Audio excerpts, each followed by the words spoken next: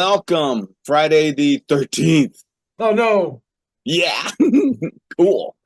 So Friday the 13th, it is let's see, fall. Football is kicking off. Get it? Fun right there. Yeah. Um, Collegiate is all messed up, kinda. Pros, the Lions are rocking. They're the bet. Shh. Everyone around town's all hyped up about it. It's like just settle down, simmer down, They still got 16 more games to go, right? simmer down. Hey, Yep, 60. there was a meme here in New York City, Mm-hmm. with a picture of uh was it our quarterback Jones, Mm-hmm. with a meme saying eliminated from the playoffs after one game. Well, Well, I at can least to, appreciate that. at least to say he didn't have a good game. Yeah, it's a long season, one way or another, and people back into those playoffs all the time, and then it ends up being the two top teams that you thought it was going to be in the first place. Yeah, very well could So it's be. just a story, just a story. Other than that, let's see the copier news. Copier, I saw Rico was in the news a couple times this week, believe it or not, in the AI side and robotics. I think Yep, I've got an article somewhere, and layoffs. Bummer. And yep. then I just saw something today about a new OCR standard, whatever that means. I didn't catch that.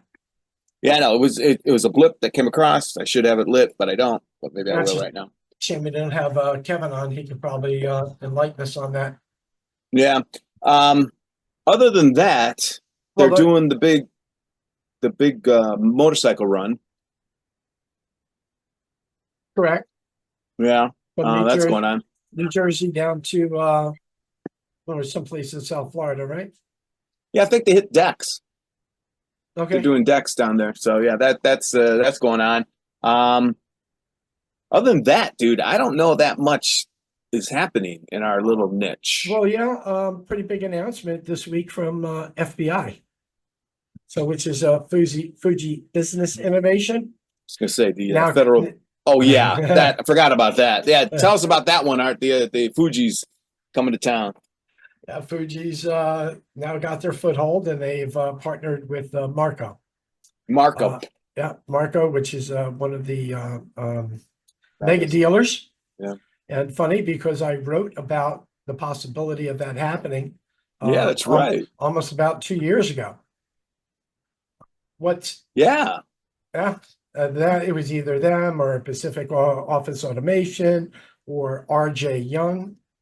But it seems One of the big now, guys. yeah. So in a market that's declining, right? Clearly declining, Mhm. we have another player. I think that's what my little comment might have been when it was just a comment on the announcements. Like, oh, okay. So exactly. We're on the other side of the bell curve. It was sarcastic. It was like, yeah, like we don't have enough people here selling copiers anyway, so we need another one. But anyway, we'll It, see. it's interesting because now Xerox is going to have with Marco, they're going to have their reps for the first time will have to sell against pretty much their own boxes, Well, I which don't know. I haven't been tracking that relationship tightly between Xerox and Fuji. What is it? Fuji's still making the boxes for Xerox. Oh, no kidding. Yeah, yeah, they're making Wow. some nuances. There's going to be nuances with model numbers and maybe some of the solutions that are available between the MFP devices. But basically, when you get down to you get that right down to it, hardware So is going to be identical. yeah, it's the box is the box. It's not like the Canon and HP relationship where they're building the engines and Canon's doing the rest. This line goes to Xerox and this line As goes to as far as I understand, yeah. absolutely. I mean, there could be some GUI, which is graphic user interface Well, yeah, differences. there's going to be software. That's the easy part, though, right? If the Right, box is the box, right, right. then But what I mentioned a couple of years ago, where I think Marco has missed the boat. They should have private labeled. Not that, hmm, okay, now we're selling Fuji production and we're selling Fuji I think Fuji's machines, they call them the That's an interesting. APOS, APEOS is the branding like Rico has the branding for Officio, and Kyocera has Task Alpha.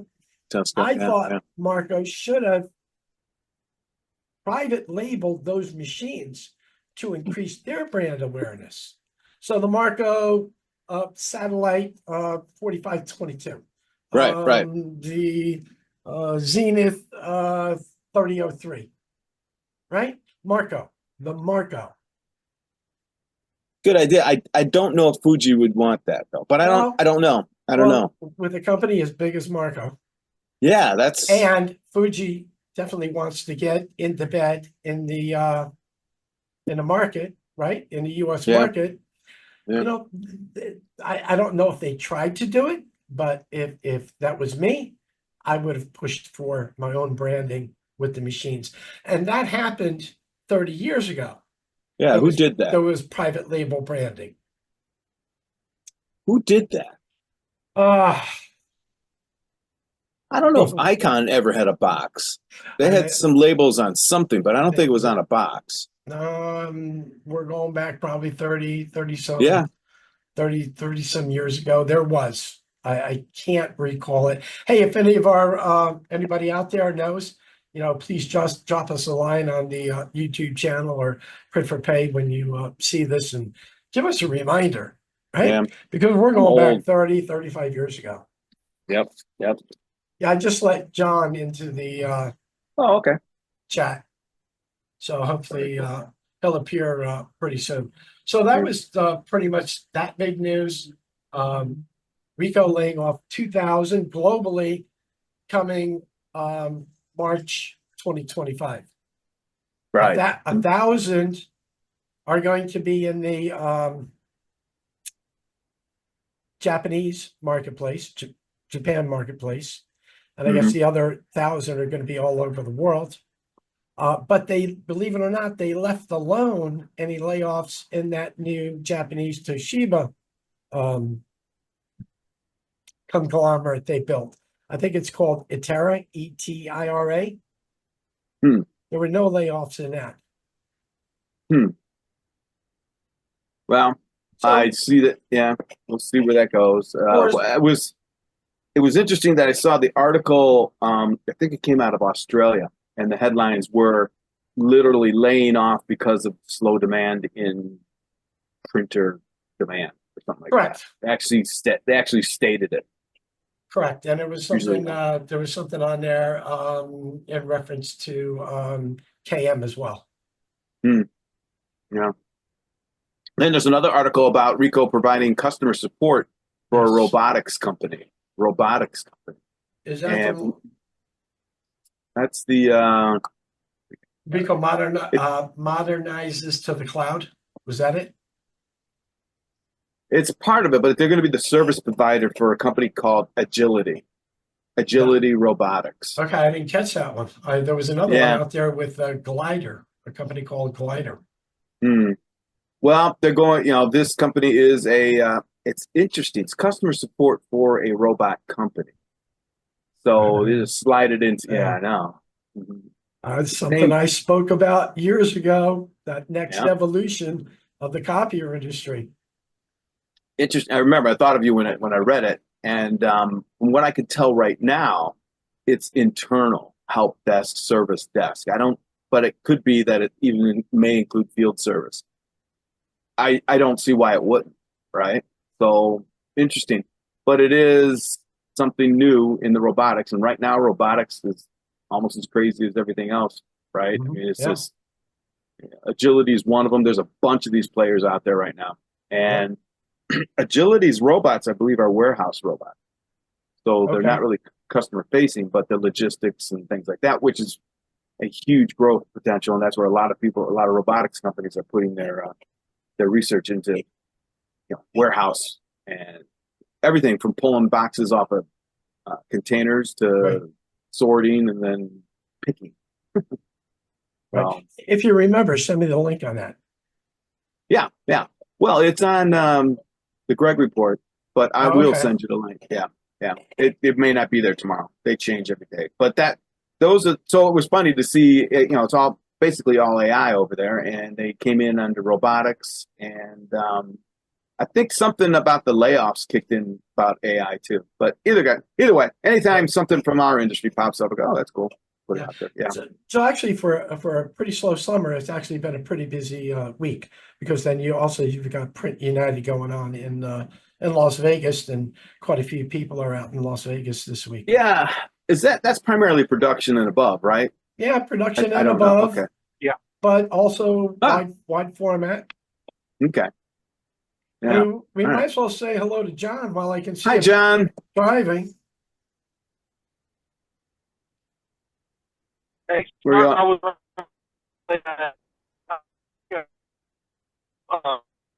Yeah, you must have a show. I was just talking to a guy from Rico that I worked with before.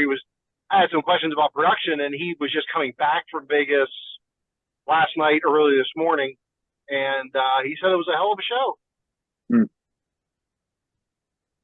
The Really nice. iridescent was there in many different varieties. The Xerox, standard. The what Sharp sells that now. Sharp Fuji sells sells that now. now. Yeah. All the rebranded iridescents. There were 3 or 4 different manufacturers with essentially the same machine. Hmm. So Interesting. Greg, maybe we'll get to go there next year. Maybe we'll have more of some trips planned. Yeah, maybe. And do our shows on the road. I wouldn't mind doing that. That'd be fun. That would be fun. So yeah, and it's interesting, production is hot right now, and it is one of the last remaining.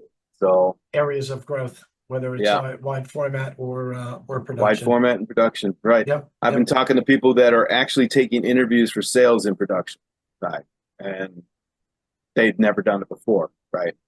They've been, the smaller copiers, not the big ones. Right. So yeah, but that's interesting. That and labels, right?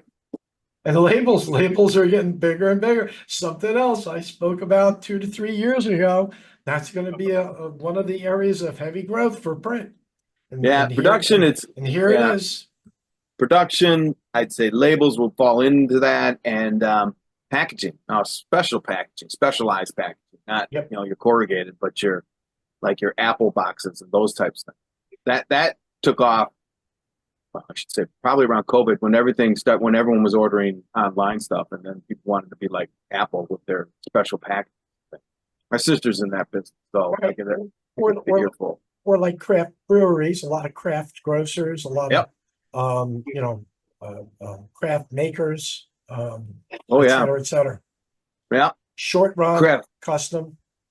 Short run custom bourbon whiskey is all my favorites. As a matter of fact, right now in Kentucky is the big Super Bowl of bourbon is going on right now down there. Kind of bummed I missed that. So interesting. You mentioned bourbon. We were at the wedding, right?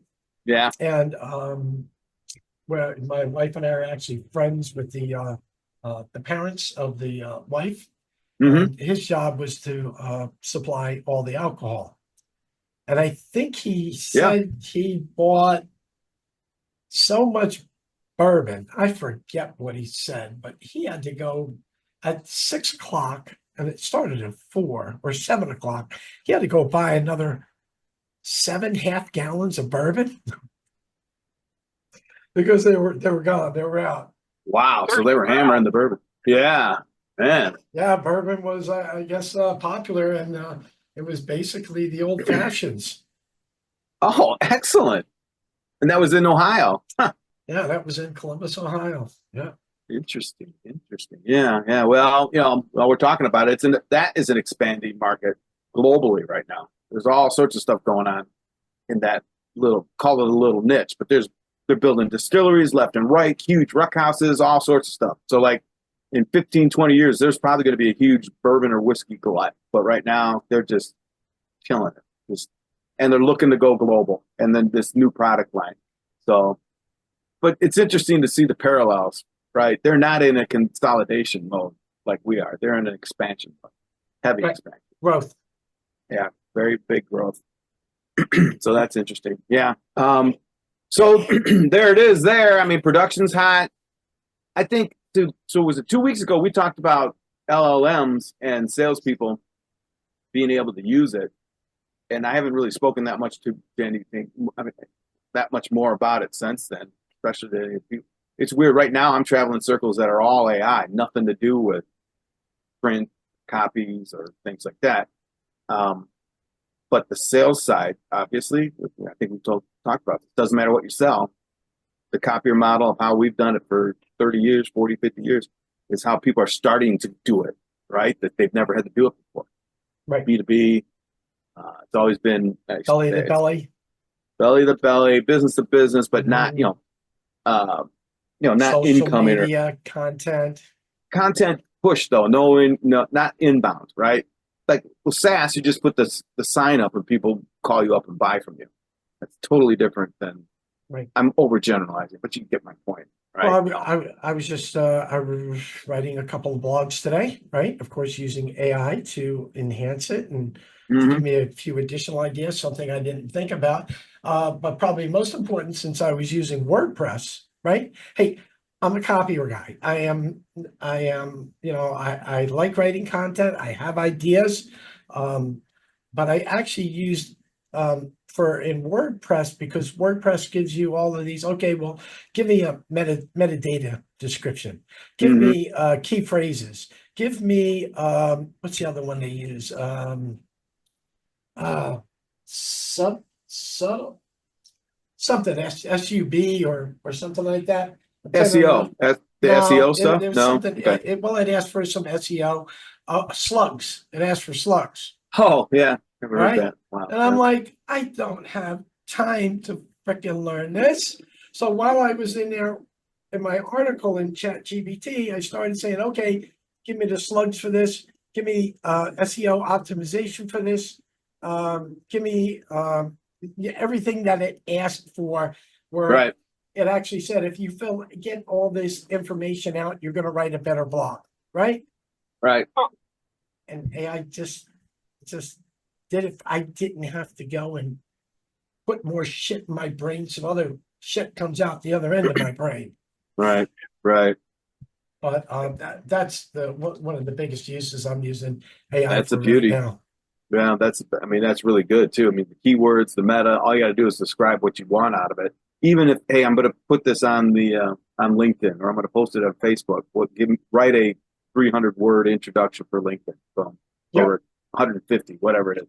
Down to the title art. Here's the content. What's a good engaging SEO title? I actually had the pros and cons between two machines, and I had the pros and cons done. And then I gave it the pros and cons, and I said, write me 2 paragraphs for the opener. Yeah. It was okay. I changed it up a little bit. Sure. And then I had to change it up again because but that's okay. That's good. It was too AI for me. Yep. And it actually came out really good. And I posted it a few minutes ago. John, where are you off to? Yeah. So I am off to my mom's house. Actually, we're having our family reunion is tomorrow. Nice. And I'm headed back to southwestern PA, driving through the hills of Appalachia right now. Oh, wow. How southwest is southwest? Give me some towns. So Greene County is the corner of southwestern Pennsylvania. I've heard of Greene County. Greene County. So Fayette County, where I'm originally from, my mom lives, is one county east of Greene County. So I am 50 miles south of Pittsburgh, and you're close to West Virginia. About 30 miles north of Morgantown. Oh, okay. Yeah. Yep. I have to ask, are there any Haitians there? No. Not that I know of. I'm not sure. I'm not sure we're attractive enough for any immigrants to come. That's why I'm not living there anymore. Yeah. Oh. They'll go anywhere there's a duck or a cat. I guess. Yeah. There weren't a lot of ducks in Fayette County, as far as I know. Oh, maybe they were there already. Yeah, maybe. You never know. But but yeah, it's never been an issue. I don't know. Never. It's not an issue in Harrisburg either, where I'm from. So I don't know. Just lucky, I guess. So, John, anything interesting this week? This week was filled with. I did a lot of stuff with scanning front ends, software to take data off of pages and put it somewhere useful. And most of it was around zonal OCR, barcode reading, working with a law firm now that scans into a legal document management system Right. that's online. And they needed some way to take a picture or take a scan, index it, and push it up into the cloud. So we've been doing a lot of that. Working with some phone systems. That's been pretty busy. What else? What else interesting? That's about it. Content management. We have a large opportunity with a company to do content, do their accounting. So we work with our content management team to get this demo together to show them actually it's the week after next. So yeah, it's been busy. Been busy. Wow.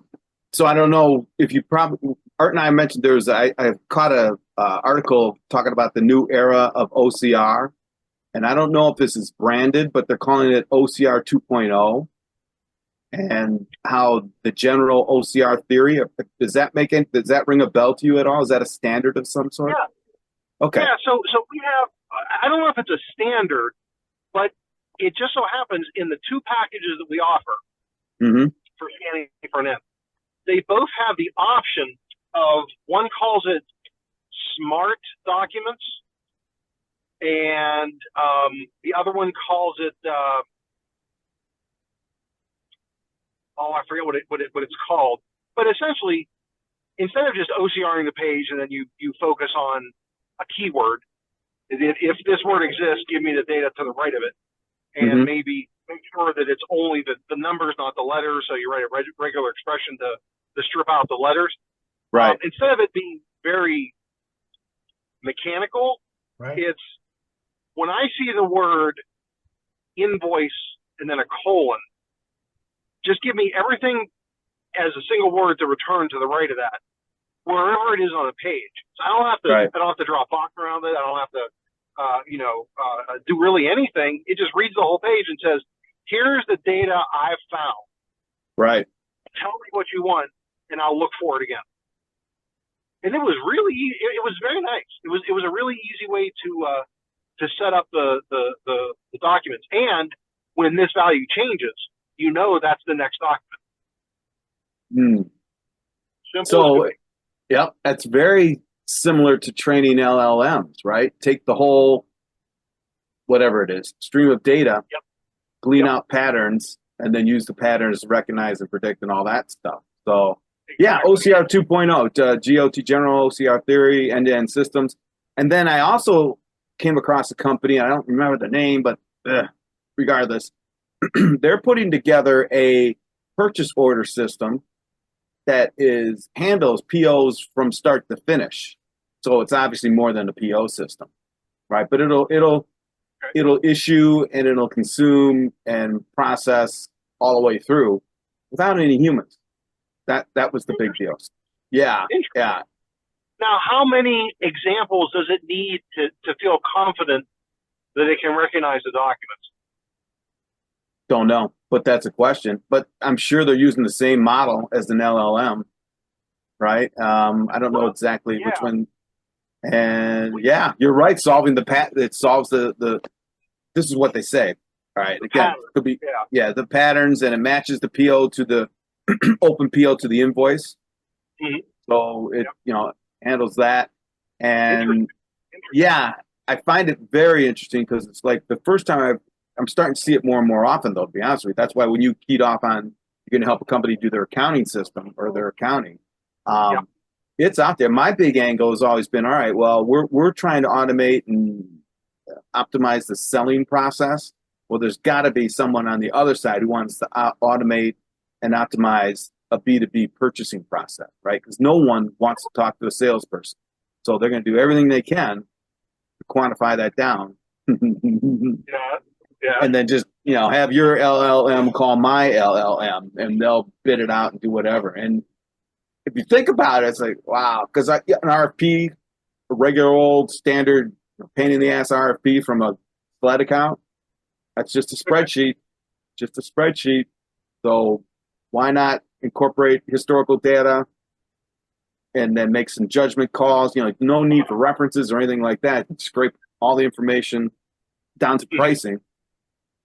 And even POs or RFQs are keyed, right? They're dates. Like, all right, well, we need this by that. Well, the system can handle that stuff. And I think about fleets of copiers, right? You've got, let's say, 300 devices out there with maybe almost 100 different X dates, maybe even 3 or 4 or 5 different finance companies.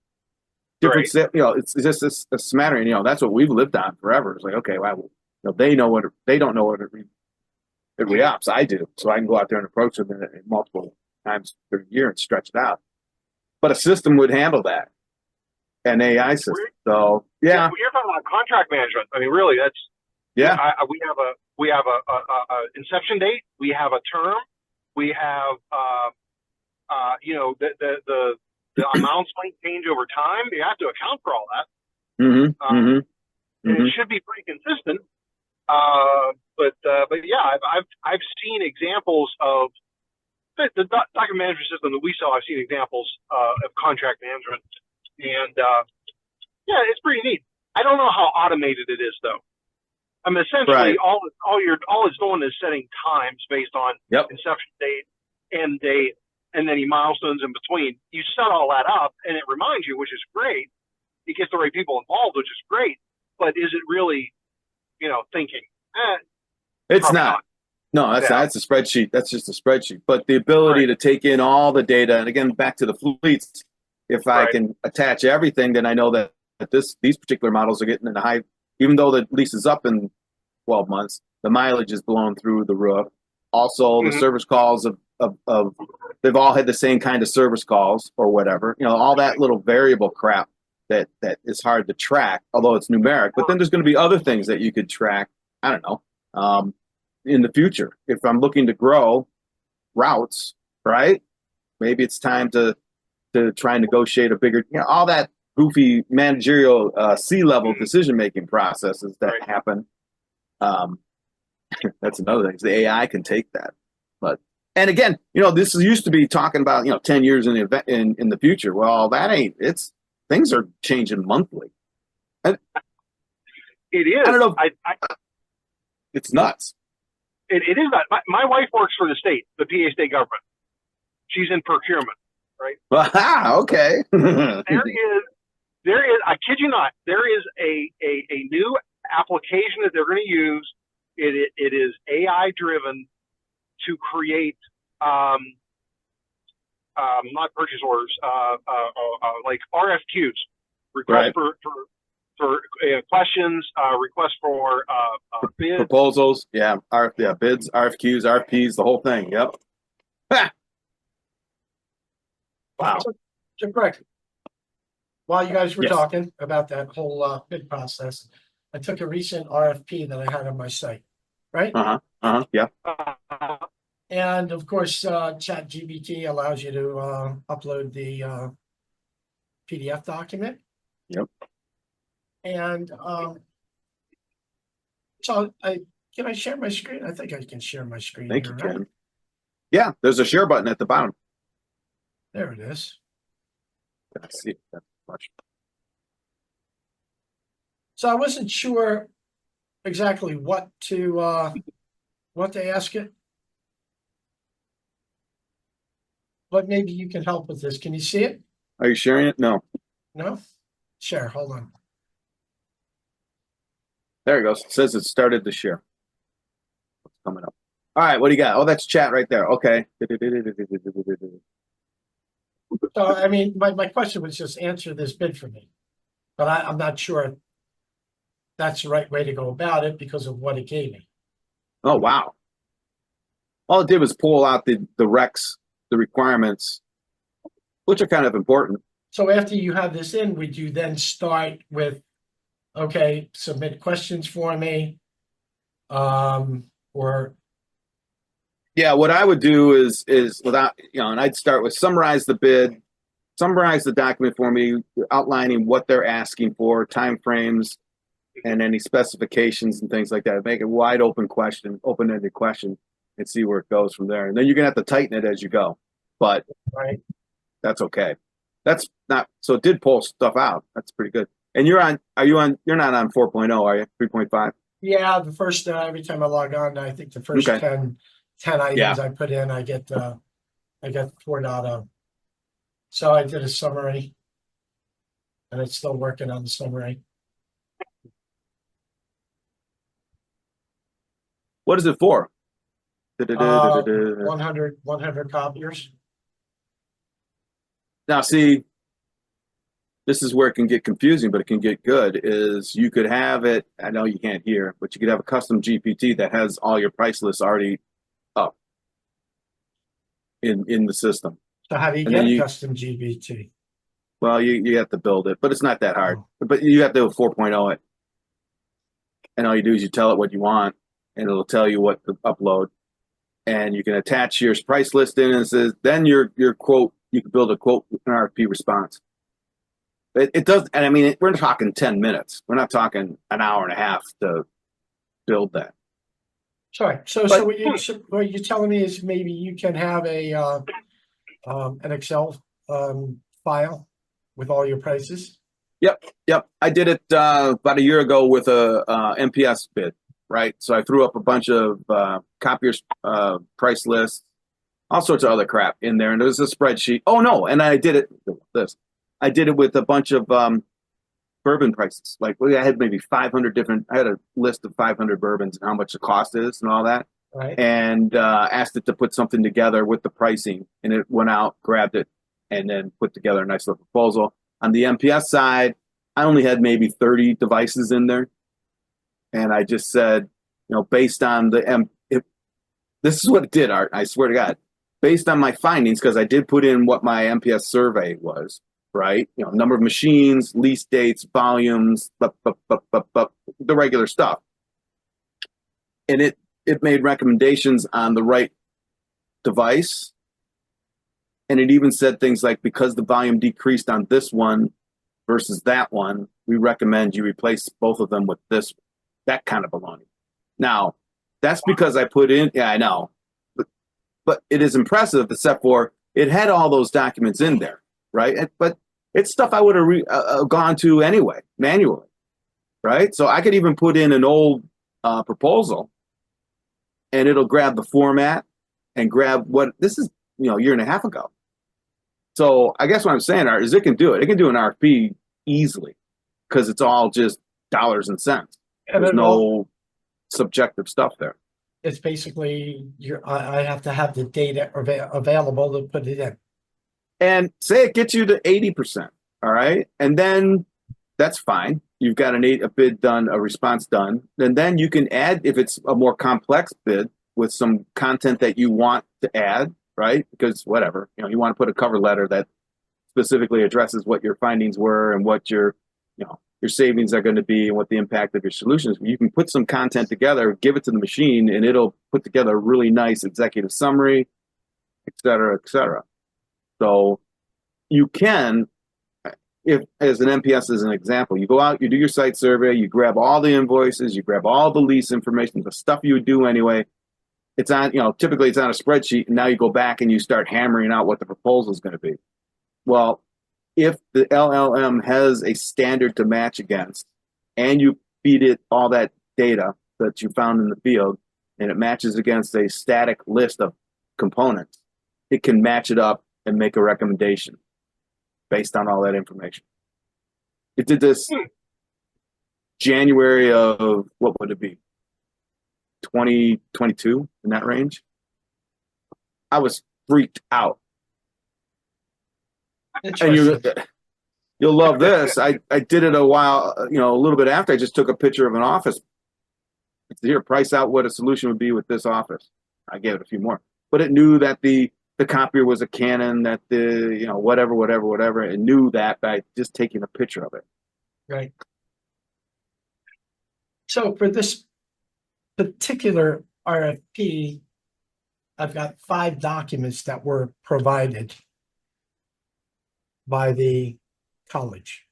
Well, what I would do, Art, if I were you, is every question that you're just asking me, right? Well, how would I do this? Explain it to it and say, listen, I just I am a copier salesman, I need you to help me respond to this proposal or this request for bid. Articulate the questions out to it. And here's the RFP. Here's my price list. What more do you need from me to put something together? Treat and then it it'll as a person. Yes. Yep. How does ChatGPT treat a spreadsheet of costs for copiers? Where does that data go? It reads it just like any other document. So there's a place and I'm just talking about ChatGPT, that you can store your documents, for reference material. Yeah. Really? Yeah. Gotcha. So it doesn't ingest that up to the cloud and then say, it would tell me how much the average sale price of a Sharp is. It won't take your data, will it? It's highly possible that it could. Right. Okay. So now in my scenario, you can tell it to keep your documents local, right? So you do that. But that doesn't guarantee that someone else out there doesn't have the pricing posted for a Sharp something that it can find. What'd you find, Art? I never realized this was in here. Introducing custom instructions for That's it. ChatGPT. Custom instructions, what we like ChatGPT to know about to provide better responses. So those are custom GPTs. This is just text. Well, I don't know what you're looking at, but if you're looking at the custom GPT, it's the same thing I just described to it. You can tell it what you want the GPT to do, and it'll, quote, put the steps together to do it. Right? Understood. Now you've saved that GPT that you can access at any time. So I've got one that says, make an MPS proposal. Another one be write like all my stuff that I've written on the imaging channel. Right. So I put in maybe 50 articles that I've written for the imaging channel in there. So it knows that that's the pattern set that I want to come out. So when I go into that GPT, I give it 500, 600 words of content and say, here, write this like it's going to go on the imaging channel. And out comes the content formatted correctly in that style and as close to my voice as it can get it. And then I can minimize it down. I can give it like a 300-word description of this is what I want. And boom, make it 650 words and it'll come out. Now that, to me, gets me 80%, and then I start to audit or accept or not the content it gives me. But interesting, I just came up at RFP Writer, which is an app on ChatGPT. Yep. That's another thing, is that the custom ChatGPTs can be available to anyone. So if someone else has already made it, help me draft an RFP. What information do I need for a draft? Help me edit and enhance. Interesting. So, I mean, and then if you take a couple steps back, I mean, if you're asking a sales rep to dedicate time to learn how to enter in his crap into Salesforce or whatever your CRM is, right, it's going to take him, you say, it's only going to take you 45 minutes. That's bullshit too, because it takes a long time. Take that amount of time and throw them at a Chat GPT. Like what you're doing right now, that's going to make somebody money, not, typing in business cards into Salesforce. Right. So it's the same brain cycles that a salesperson's got to go through, right? Instead of adding to the pot, it's shift the, think about that. That would be my talk track to a salesperson. Yeah. Nod your head when your sales manager tells you to put stuff in and work the CRM, but damn it, get away from that shit as soon as you can and get into an LLM, whatever it is. and go through the steps you just did, Art. Imagine if you put a whole 4 hours of that kind of work into that LLM. Yeah. I mean, you're Very cool. we're not talking you're saving time and a few hours here and there. You're saving days. It's incredible. Yeah, I know someone at our office used to sit for an entire day or up to even 2 days to do a response to an RFP. Right. And I mean, yeah. So that's my soapbox when it comes to salespeople and where they should invest their time in learning stuff. Yeah, do LinkedIn. Yeah, nod your head, but I'm telling you, jump into the LLM as fast and as much as you can on your own. That's another thing. Don't pay for a 3-day boot camp or anything like that. Don't do it. It's snake oil right now. There's no way because like we just said, right? Right, Every but week something new is happening.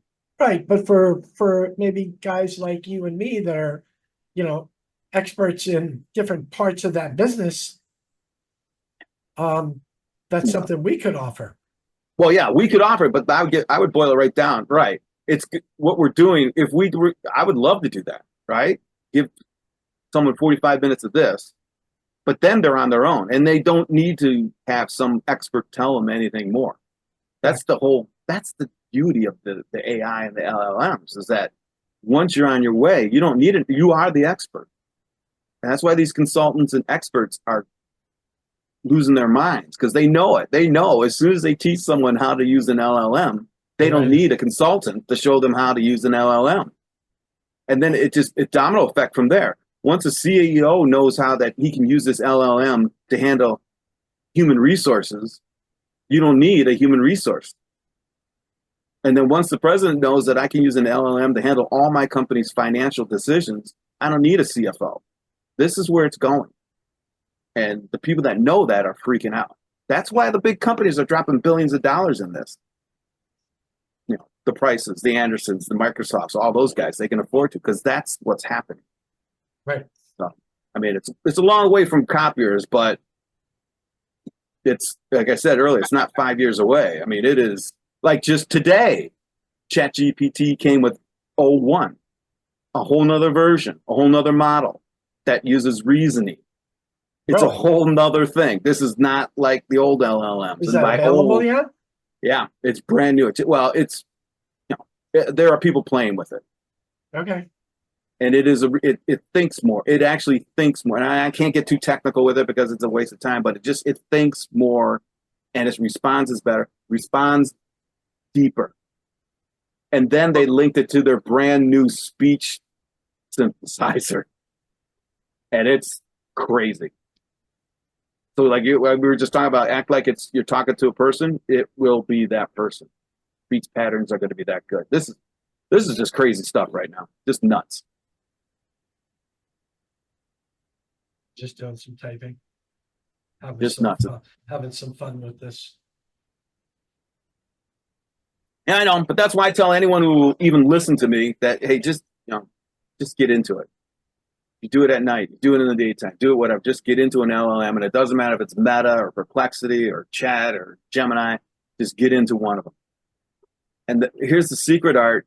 Like you said, expert salespeople are supposed to be pretty good at asking questions. Yep. Just ask the GPT. Just ask the LLM. Just ask it. Don't thing you overthink said is it. Treat it like treat it like your client. Treat it like your client, right? You can even tell it, listen, you are the president of a $4 million company that handles 3 HVAC reps. Right. I've got 2 trucks. I want to sell you a new truck, whatever. What should I do to try and sell you that truck? Or treat it like your consultant. Yep. Right? It's the smartest consultant in the history of consultants. Or your coach, because a lot of companies use coaches, right? So interesting. Yeah. A lot of people they pay $15,000 a month for a sales coach. And I guess that job's out of the question for me in the future. Well, I'll tell you what, yeah. I mean, they've got them right now, $3,600 for a virtual, not even a virtual, an AI controller. $3,600 a month. And if you've probably heard about these agents and things, you might be hearing, AI agents. That's just a personality, an artificial intelligence personality that handles accounting, that handles microbiology, that handles quantum physics, specializes in that. And that agent can manage other agents. I tell you, it's getting wild. Getting wild. So you could have an AI in charge of the quantum physics department at MIT who manages a dozen or so other AIs. Good stuff. Good stuff, Greg. Hey, I'm not making it up. John, how many more miles you got to go? Yeah. Another hour and 15 minutes. See, when you're on calls like this, time really flies, doesn't it? Right. I know. Absolutely. I was on the phone with the Rico guy for almost 45 minutes. And like, oh, I gotta go. He was still talking. He talks a lot. But yeah, it does makes the miles go much faster. Yeah, it does. Instead of looking at every rock and every tree and every raccoon trying to cross the road. Exactly. Hey, so your drive is what? I'm thinking since you're more Harrisburg, you're probably a good 4-hour drive or 5. It's 3 hours. So it's Okay. 200 miles. It's 200 miles between Harrisburg, the west side of Harrisburg and Fayette County. And It's all highway, And I would say in Greene County, you don't have any light pollution. No, it's very dark skies. So when you look up at the sky at night, you can really see all the stars. I can see all the stars at home. Yes. That's something I miss. Yes. Absolutely. I miss that living in the New York metro area. We've got so much light pollution. Yeah. You really can't see anything. Nope. You see a couple bright ones. That's it. Yeah, that's basically all we see. So, John. Yes. Thanks for tuning in today. We are at the witching hour. We've come up to almost 5 o'clock. And I want to thank Greg, as always. Want to thank all of our sponsors. Oh, by the way, we're looking for some sponsors, everybody. So if you care to be a sponsor, contact Greg or myself, and we'll be happy to help you out. We'd also like to ask you if you like the content, please follow, like, share, and we'll be back. We won't be back on the 20th, but we'll be back the week after, which will be the 27th. And then look forward to Greg and I actually developing something pretty interesting for all the reps out there. Can't let the cat out of the bag right now, but we've got some ideas that will save you an incredible amount of time. Save time, make money. Yeah, absolutely. Otherwise, everybody, thanks again. Everybody have a good weekend. Thank guys. Thank you. See you guys.